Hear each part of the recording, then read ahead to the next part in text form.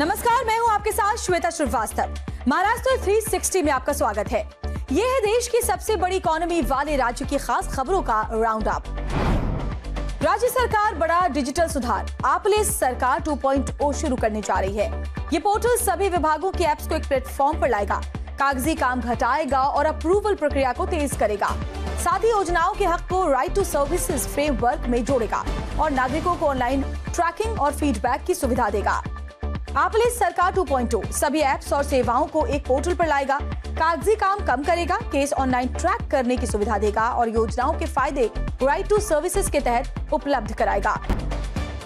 लोकांना सेवा मिळणं हे डिजिटल होणार, प्रेडिक्टेबल होणार आणि कोणालाही हळूहळू ऑफिसेसमध्ये येण्याची आवश्यकता पडणार नाही, अशा प्रकारची व्यवस्था करतो आणि या सेवा व्हॉट्सॲपवर देखील आपण उपलब्ध करून देतो आहोत। मला असं वाटतं यामुळे लोकांचा जो काही एक्सपिरियन्स आहे तो अतिशय सोपा होईल आणि गव्हर्नन्समध्ये आपलं राज्य इतर राज्यांच्या तुलनेत पुढे जाईल, अशा प्रकारचा आपला प्रयत्न है। फेज लॉन्च की शुरुआत 26 नवंबर को संविधान दिवस से होगी। दूसरा फेज अगले साल गणतंत्र दिवस पर शुरू होगा और तीसरा फेज अगले साल 1 मई को महाराष्ट्र दिवस पर लॉन्च होगा। सीएम फडणवीस ने यवतमाल में 335 करोड़ रुपए के विकास प्रोजेक्ट्स की शुरुआत की। उन्होंने कहा कि अगले 3 सालों में आदिवासी परिवारों की जिंदगी पूरी तरह बदल जाएगी। 54,000 से ज्यादा परिवारों को मकान मिलेंगे और पानी, हॉस्टल, हेल्थ केयर जैसी जरूरी सुविधाएं भी पहुंचाई जाएंगी।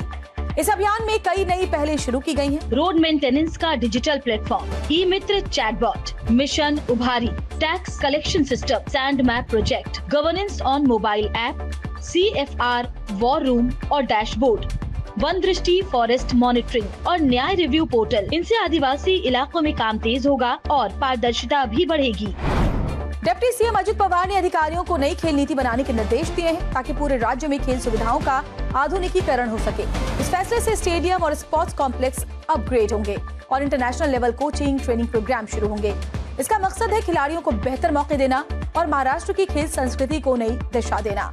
नई खेल नीति का मकसद है जिला और तालुका स्तर पर स्पोर्ट्स कॉम्प्लेक्स को अपग्रेड कर इंफ्रास्ट्रक्चर को आधुनिक बनाना, इंटरनेशनल स्टैंडर्ड की कोचिंग और हाई परफॉर्मेंस ट्रेनिंग शुरू करना और स्थानीय गवर्नेंस को मजबूत बनाने के लिए स्पोर्ट्स कमेटियों का पुनर्गठन करना। नीति में पब्लिक प्राइवेट पार्टनरशिप और CSR फंड का इस्तेमाल कर संसाधन जुटाने की भी योजना है। बारामती जिला स्पोर्ट्स कॉम्प्लेक्स जैसे प्रोजेक्ट भविष्य के विकास के मॉडल बनेंगे। महाराष्ट्र सरकार ने महिलाओं की सुरक्षा और सहयोग के लिए बड़ा कदम उठाया है। मिशन वात्सल्य का दायरा बढ़ाकर अब सभी विधवाओं और सिंगल महिलाओं को शामिल किया गया है। इसके साथ ही हर जिले में वन स्टॉप सेंटर से महिलाओं को तुरंत मदद, कानूनी सलाह, मेडिकल सहायता और काउंसलिंग मिलेगी। महिला एवं बाल विकास मंत्री अदिति तटकरे ने बताया कि मिशन वात्सल्य का दायरा अब और बढ़ाया गया है। पहले ये सिर्फ कोविड अनाथों और विधवाओं तक सीमित था, लेकिन अब पूरे महाराष्ट्र की सभी विधवाएं, सिंगल और बेसहारा महिलाएं इसमें शामिल होंगी। महाराष्ट्र में 36 जिलों में 55 वन स्टॉप सेंटर एक्टिव हैं। यहाँ महिलाओं को कानूनी मदद, मेडिकल सहायता, पुलिस सहयोग, काउंसलिंग और 5 दिन तक शेल्टर की सुविधा दी जाती है। जनवरी 2025 से अब तक 7,000 से ज्यादा महिलाओं को घरेलू हिंसा, उत्पीड़न और सामाजिक उपेक्षा से समय पर मदद और सहारा मिला है।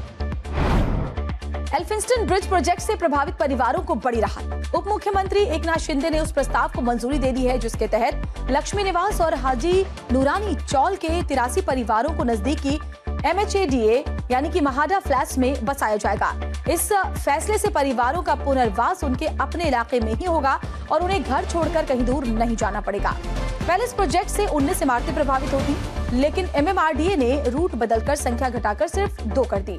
इस कदम से 5,200 करोड़ रुपए से ज्यादा की पुनर्वास लागत बची और प्रोजेक्ट समय पर पूरा करने की राह आसान हुई। पुनर्वास नीति के तहत 300 वर्ग फुट में छोटे घरों को 405 वर्ग फुट फ्लैट दिए जाएंगे, यानी 300 वर्ग फुट के साथ 35% अतिरिक्त एरिया। 300 से 1292 वर्ग फुट के घरों को उनका मौजूदा एरिया और उस पर 35% अतिरिक्त मिलेगा। अधिकारियों का कहना है कि फॉर्मूला नए घरों के आवंटन में समानता और न्याय सुनिश्चित करता है। तो ये थे इस हफ्ते के सभी खास और बड़े अपडेट्स। महाराष्ट्र 360 में अगले हफ्ते फिर मुलाकात होगी। तब तक अपना ख्याल रखें।